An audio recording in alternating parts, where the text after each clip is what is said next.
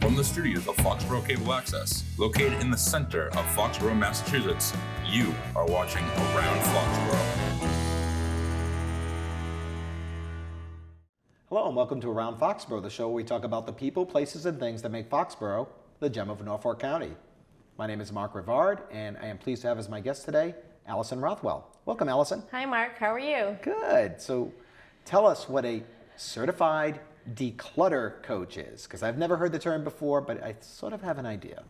So basically, I help people pare down and get organized, but I focus more on the paring down aspect. So Marie Kondo, there's some other people out there that have like certification programs where they teach people how to help you organize your things. The Home Edit is a popular show on Netflix. Beautiful bins, everything looks pretty, but what you need to focus on in order to stay organized is paring down, and that's where I come in. So I help people pare down in a much more organized way and help them to not make a bigger mess as they do it. So I guess my question is, you see the show Hoarders and you see people with piles of stuff everywhere, but it's not really hoarding per se, it's more cluttered. So what do you consider clutter, I guess, or what do people consider clutter? I guess that's the question. So it's going to be different from person to person. Okay. So basically, what's clutter to you might not be the same as what's clutter to me, because it's basically the amount of things that you can handle, you can manage in your home without feeling overwhelmed. So some people have a higher clutter threshold and they can handle more stuff around them. Some people have a very low clutter threshold and really can't have a lot around them at all before they're like wringing their hair because they're like so stressed out that there's just stuff everywhere. It's almost like claustrophobia, with all the stuff like closing in on you. What do I do? Right, so it really just depends on the person. And it's just all about the individual person and how much they can handle in their home without feeling overwhelmed. So how did you get into this? Because that's not a field where you see listed on LinkedIn or something saying, hey, we want a declutter coach here. How did you get into this? So I work for an accounting firm, and when my company shut down, like the office shut down during the pandemic, I was home for 4 months with my 2 little kids and my husband, and I noticed that we had a lot of stuff.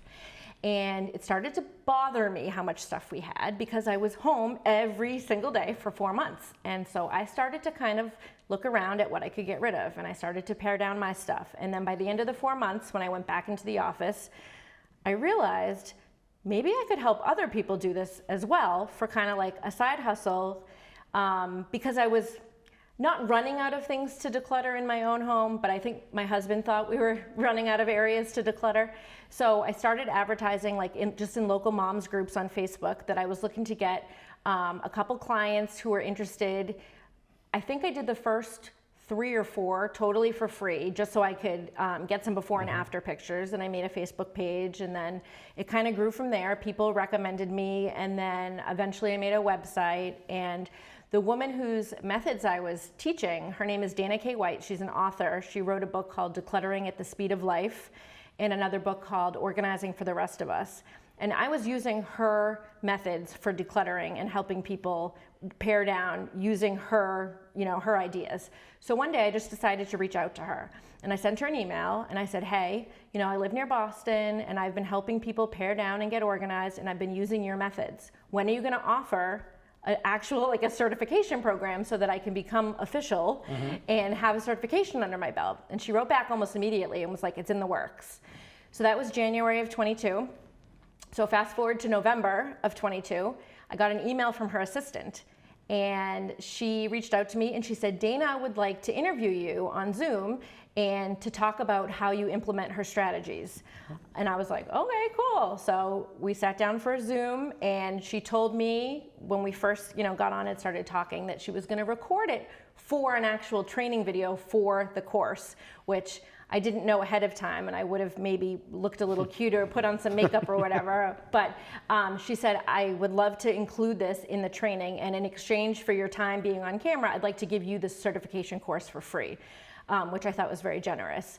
So I did the course. It was about a 12-hour course. I did it over the course of like a 3-day weekend. Actually, my son had the flu, I remember, so he was like in bed for most of it, and I just sat in the bed with him on my laptop, and I just did all the videos. And became certified like the second as soon as I finished the course, I emailed her, sent in my little quiz assessment thing, and I was the very first one that was certified. Wow. So, and she has given basically free advertising for all of her coaches because she has a podcast. It's called A Slob Comes Clean. And basically, long story short about her, she started many, many years ago, she started an anonymous blog because she felt that she was a slob. So she started an anonymous blog about how she was trying to declutter her home and get it organized. And she just kind of blew up. Like, people loved her blog, and eventually she started a YouTube channel, and now she's an author and whatever. And so where was I going with this? I don't remember what you get certified. I got certified. So she has a podcast. So every week on her podcast, she says, in case you didn't know, I now have decluttering coaches, and they're all certified by me. So go on to declutteringcoaches.com and find one in your area. So I'm currently the only one in Massachusetts. So I have gotten a lot more business lately, which I'm very grateful for, because I haven't even done any more advertising than I've been doing. It's all because of her. I've been doing virtual calls with a couple in Maine every Friday. I just did a woman from Wisconsin. We did 2 hours over FaceTime the other day. And then I do in-person as well. So I live in Norton. I just drove to Newburyport to do an in-person session last Sunday, which it takes the whole day, really, because it's an hour and a half drive each way. And then I was there for 4 hours.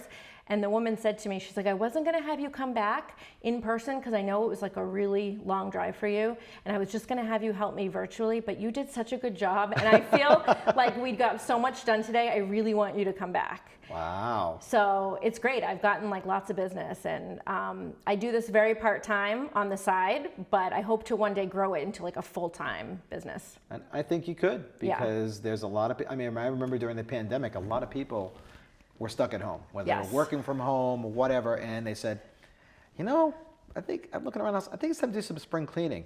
You saw a lot of people renting dumpsters, getting rid of stuff. People were dropping off at thrift stores, and thrift stores were booming because they were getting all this stuff in. So there's a lot of interest out there to get rid of stuff. I have a lot of collectibles, and sometimes I go a little over the top with the music because I have a large collection. So, what kind of habits do you that people can use to stop clutter? What do you recommend? So, the number one tip I give for people to feel less overwhelmed in their home is very simple. It's just do your dishes every day. Because you wouldn't believe how many people don't do their dishes every day. And doing the dishes means either hand washing them if you don't have a dishwasher, or running your dishwasher every night, whether it's full or not, running it. Some people do not do that, and dishes pile up very quickly. So one day's worth of dishes would probably take you maybe 15 minutes to hand wash. But if you let that go 1, 2, 3 days, it's gonna be like a couple hours where you're hand washing dishes. So one way to just really keep the stress and the overwhelm down in your house is literally just to do the dishes every day. And I tell people to start with that. And then in terms of the process, so when I come into people's homes, I teach Dana's method, which includes, it's a 5-step process, and I won't go into all of it, but I'll give you like the basic idea of it is take it there now. So a lot of people, when they declutter, they pull everything out and they make piles. They make a pile for keep, to give away, to, for the trash, whatever. And then, especially people with young children, inevitably you get interrupted. Somebody needs a snack, someone's got to go to the bathroom, or what, and then you walk away and you get distracted. And now you have 4 piles on the floor that sit there all day. So Dana's method teaches you to do the decluttering and the paring down without making a bigger mess. And the number one thing to do is to take it there now. So everything is done literally item by item. You take an item out, and you have to make the final decision at that moment. And if the decision is, I'm keeping this and I know that it goes in the garage, you don't make a pile for the garage. You take it to the garage now. And some people are a little resistant with that because they're like, oh, I'm gonna have so much stuff and I'm gonna just be going back and forth. And well, but this is the way you do it without making a bigger mess. So when clients ask me before I come, what can I buy? Like, should I get a bunch of containers to get ready for you? And I'm like, no, the only thing that you need is a black trash bag and a donatable donation box. So basically like an Amazon, a cardboard box you don't care about that can go to Savers or wherever you end up donating. Not a pretty tote for donations that when it's time to then donate the donations, you're taking things out because you want to save the bin. Right. Because then you're second guessing all those decisions and you're like, oh, once you touch that item again, you're like, oh, well, maybe I could use this. I think we've all done that. Yes, everybody does it. So you want a donatable donation box. And I like to keep a donation station set up in my home at all times. So in my storage room in my basement, I have just a cardboard box. And as I find items that are going to Savers, I just bring it down, stick it in the box. When the box is full, I drive to Savers and I drop it off. So to do this method, you only need a black trash bag, a donatable donation box, and your feet, because you're just walking back and forth to the different areas of your house. And I say black trash bag because if it's a white trash bag, people can see what's in it. And all of a sudden, that plastic toy from McDonald's that you threw away becomes your child's favorite item that they have to keep forever. But if it's in a black trash bag, they can't see it. Out of sight, out of mind. Yes. I like that. Yeah. So what do you do with, for example, your kids? Kids accumulate a lot of toys. They're everywhere. Yep. Legos, you step on the Legos, Yeah. that hurts. Yep. Matchbox cars, you trip on them.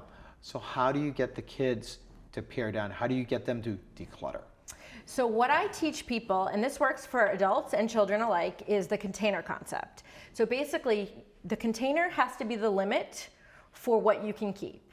So if you have a bookshelf that's overflowing with books, some people are like, well, I'll just go buy another bookshelf. And then that bookshelf fills up. And then when that one fills up, I'll just go buy another bookshelf. And then all of a sudden you have 5 bookshelves that are over full with books and you have a lot of stuff in your house.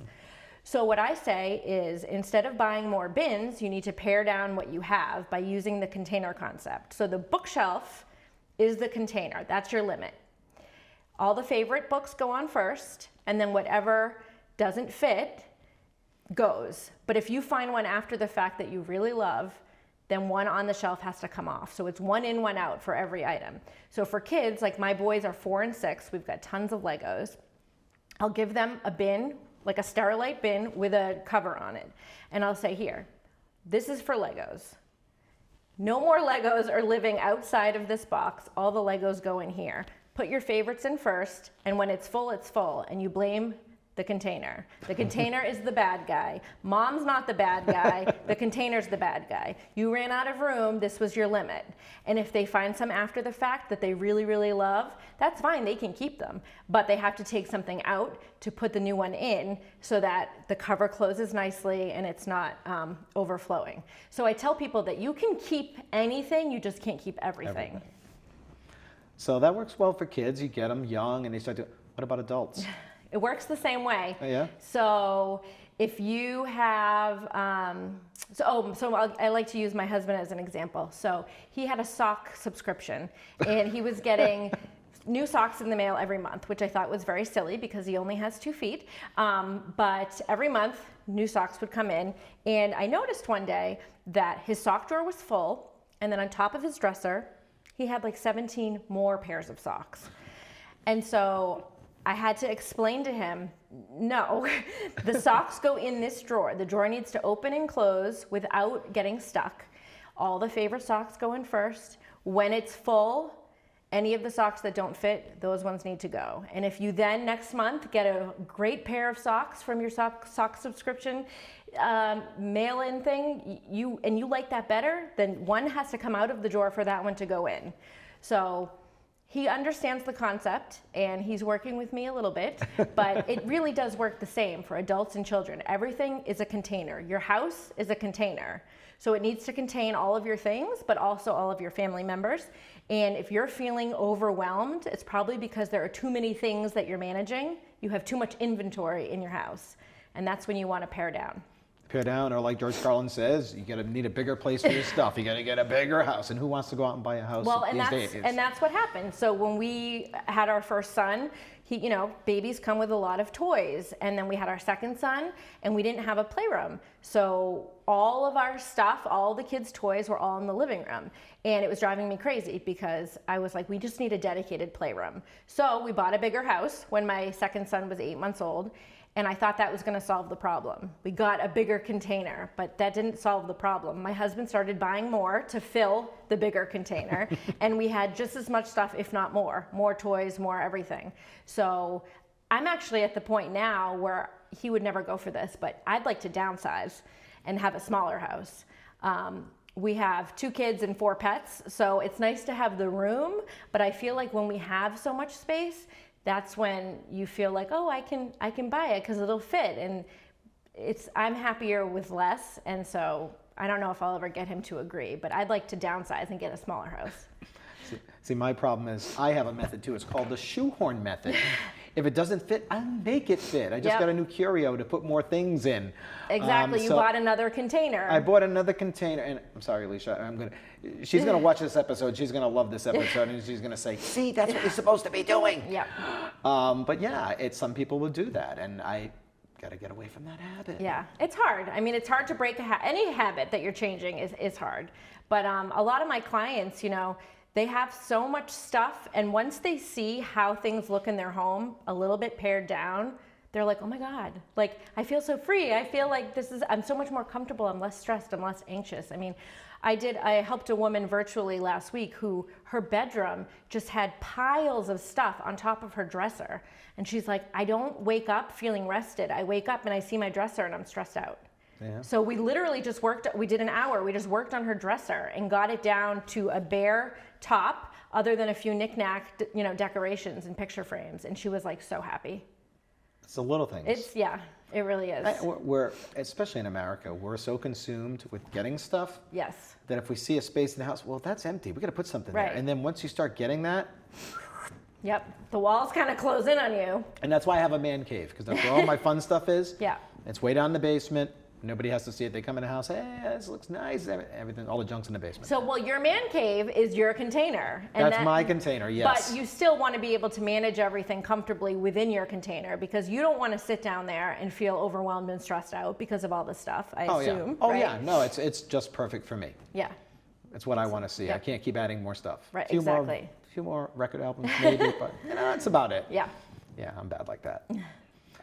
So this is great. So I guess at this point we can really say, all right, how can they get in touch with you, Allison? How can they book a session with you? How can they reach you? Let us know, because I'm sure there are plenty of people out there, including my girlfriend, who will say, hey, I got to talk to this woman. Yeah, so like I said, I do in-person sessions. If you're local I live in Norton, if you're local to Norton, but even I've driven as far as, I went to Newburyport last weekend, an hour and a half. Probably that's my limit for travel right now at this point, but I can do virtual as well. And I have a Facebook page and an Instagram, and my handle is just at @IamTheClutterbuster. I have a website, IamTheClutterbuster.com. My email is IamTheClutterbuster@gmail.com. I'm happy to, chat with anybody about the process on the phone before they commit to booking a session. You can actually book right through my website. I have a calendar right on there, and you can just pick. Yeah, you can just, my availability is all on there, so you can just pick a session, pick a time to do your session, and it automatically just emails me, and then we connect and go from there. That's awesome. That is an awesome service. I love it. So, I feel like I've been helping a lot of people, locally and not so locally. But I think some people don't realize how, like, a lot of times people, they can do this without me. They can do this without someone there. But having someone there to help them make the difficult decisions, and to also give them permission to let things go. Like, a lot of people have guilty clutter. Like, oh, well, I was given this as a gift 15 years ago, but my great aunt Susan, I have to keep it. You don't.